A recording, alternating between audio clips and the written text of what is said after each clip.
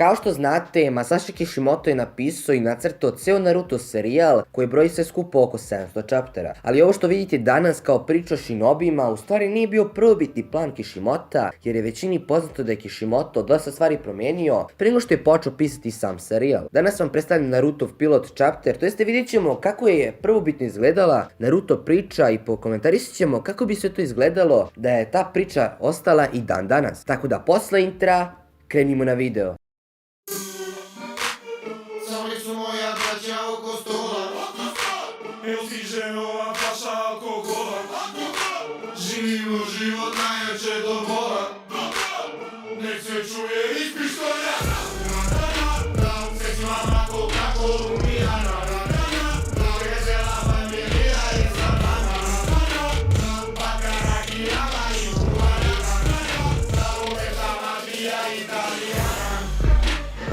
Poznato je da je Naruto krenuo izlaziti u Weekly Shonen Jumpu 1999. godine, a anime je krenuo da se emituje početkom 2000. No pre toga izašao je prvi chapter Naruta i to čak 1997. godine, što je 2 godine ranije. I o njemu danas pričamo. Pa krenimo. Chapter kreće nešto slično kao i naš poznati Naruto.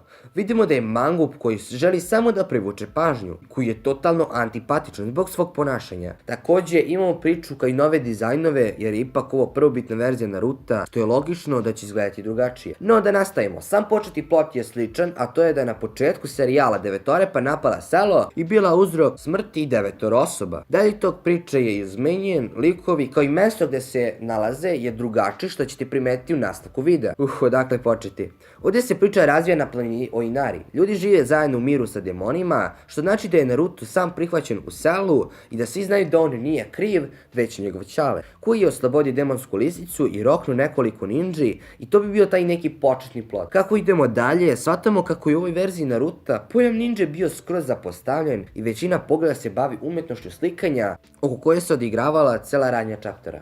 Pa da krenemo s analizom. Hiruzen je hvatio Naruta i rekao mu da mora da nađe prijatelje, što je za njega tada bilo nemoguće zbog njegovog ponašanja. Naruto odlazi do Ramen Gaja i upoznaje Kurodu, čoveka koji je dobio zadatak da nacrta neku sliku, ali neočekivani plot twist. Lik se napio i Naruto ga vodi kući, gde upoznaje svog budućeg prvog, ujedno i najboljeg prijatelja Takashija. Cool batica koji mi je postao jako drag za ovih 20 stranica, koliko ga imalo. Kako idemo dalje, upoznajemo se sa prošlošću Kurode. Saznajemo zašto je tako nerazumljiv, a i pomalo i čudan. Ukratko, davno neki lik je zbog nagrade, kao iz ljubomore, ubio Kurodinog najboljeg prijatelja i od tada je postao mnogo obazriviji, također i čudniji. Kroz ovaj backstory možemo se zbližiti također i sa Takashijem, koji je postao prva osoba pored Ramen Gaja da mu Naruto daje neko poštovanje, to jeste neko pozitivno mišljenje. Posle njihovog druženja dobijamo mali zaplet radnje.